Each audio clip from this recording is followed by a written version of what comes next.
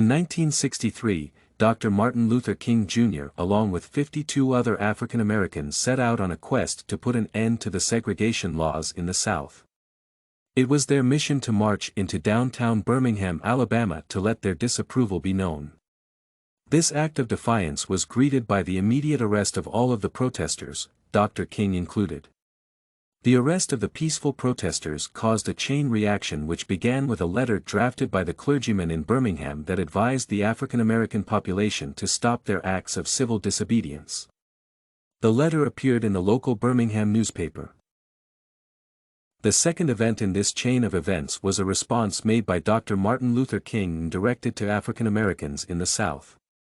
This letter, entitled Letter from Birmingham Jail, was significant in that it marked the turning point in the civil rights movement and assured the African Americans that their struggle for equal rights under the law should be hard-fought and one that will result in success at a later date.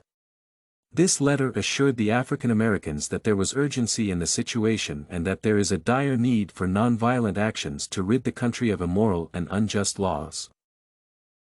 In his letter, Dr. King pointed out the African Americans were growing tired of the current situation and there was a need for peaceful alternatives before the situation escalates to conditions where there is a likelihood of extreme physical violence and chaos. In his letter, he voiced his disappointment that the church would make such a blatant attempt to squelch the fight for equal rights for all. He expressed the opinion that the church had failed the populace and had not lived up to their responsibility as God-fearing people. In his letter, Dr. King attempted to offer justification to the 8 clergymen for protesting segregation.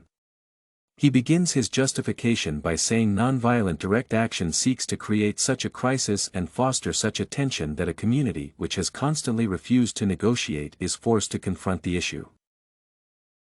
He continues with an explanation of the urgency of the situation by impressing the fact that African Americans have been patient in seeking their equal treatment under the law and to wait any longer would be counterproductive. He goes on to state the delayed action was purposive and that the time had come to put a well-orchestrated plan into action. It was the stated goal of African Americans to force the white politicians to enter into mutually beneficial negotiations and to treat the requests for desegregation with the utmost regard. He goes on to add clarity to the situation experienced by African Americans during this time by saying past promises have been broken by the politicians and merchants of Birmingham and now is the time to fulfill the natural right of all people to be treated equal. He further reiterates the fact that he does not want any violence or bloodshed, he simply wanted the unfair practices to come to an end and he wanted to see the 1954 Supreme Court ruling in the case of Brown v. the Board of Education be upheld. Secondary to these demands, Dr. King addressed the assertion made by the clergyman with regards to civil disobedience. The clergyman asserted that civil disobedience and breaking the laws as they stand was not the appropriate means for achieving the long-awaited changes. He simply said conversely, one has a moral responsibility to disobey unjust laws. I would agree with St. Augustine that, an unjust law is no law at all. He was very adamant about the fact that he firmly believed that no laws were broken by their actions as the laws as they stood were morally repugnant and unsound. He pointed out that the main purpose of laws was to protect all of the people they prove applicable to and not to serve as a means of degrading or punish. As far as Dr. King was concerned, African Americans will continue to fight for this worthy cause utilizing whatever nonviolent means their leaders saw fit first. If the events as they were precluded the peaceful expression of disgust, the situation could get worse and the violence could escalate. This posed a great concern for Dr. King and he addressed this concern by illuminating the urgency of the situation. In his letter, he expressed the notion that if civil disobedience served as an outlet for the African Americans. He states the Negro has many pent-up resentments and latent frustrations, and he must release them. So let him march.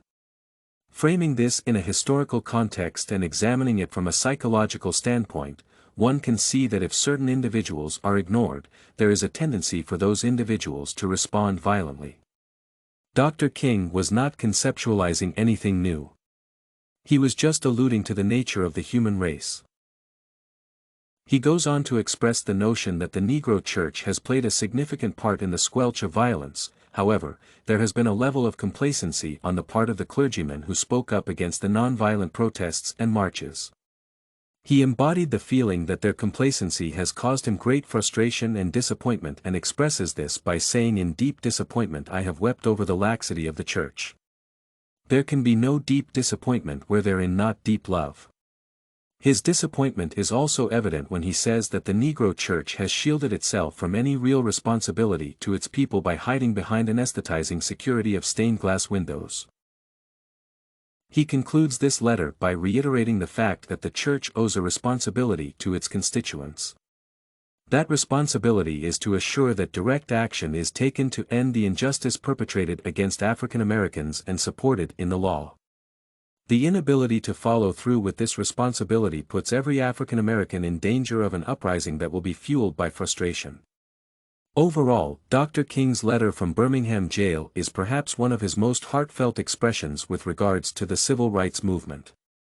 The general tone of the letter served to send a powerful message. You can find this and many other essay samples on our website, studycorgi.com.